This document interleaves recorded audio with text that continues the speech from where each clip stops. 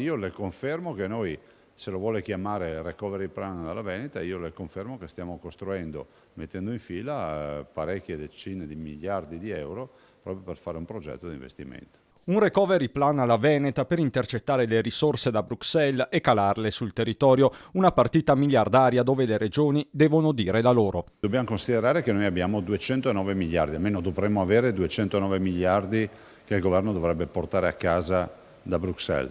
Questi 209 miliardi, invece di perderli in mille rivoli e magari finanziare anche qualche cretinata che poi non servirà a nulla, non serve all'economia, non serve al lavoro, è meglio suddividerli con le regioni in base ai cittadini, al PIL, alle attività, a tutto quello che è, e poi ogni regione fa il suo piano di investimento. E il messaggio all'esecutivo Conte è forte e chiaro, tanto quanto quello sull'autonomia lanciato all'indomani della rielezione. Il nostro interlocutore è il governo, il quale poi si interfaccia con l'Europa.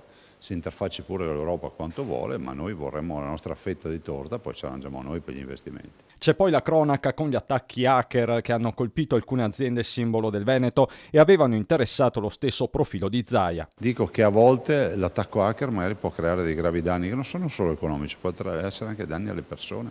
Può essere anche che l'attacco hacker non valutato possa fare perdere la vita a qualcuno, possa mettere a repentaglio la vita di un malato, possa sicuramente creare chissà quanti guai diretti o indiretti. Per cui direi di fare veramente attenzione, dopodiché innespriamo le leggi.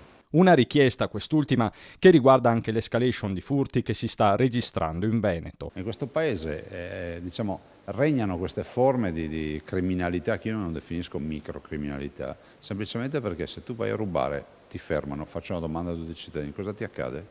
Niente, niente, non vai in galera, nessuno si preoccupa, niente. Ritornando alla partita politica, sugli assessorati difficile se non impossibile avere anticipazioni.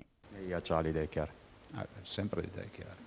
quindi può darci qualche anticipazione, ci saranno più donne, la rappresentanza dei territori come sarà? No, ve ne do una sola, saranno 10 gli assessori, Quindi c'è posto per tutti, per 10, anche per Forza Italia, per Fratelli d'Italia. per 10.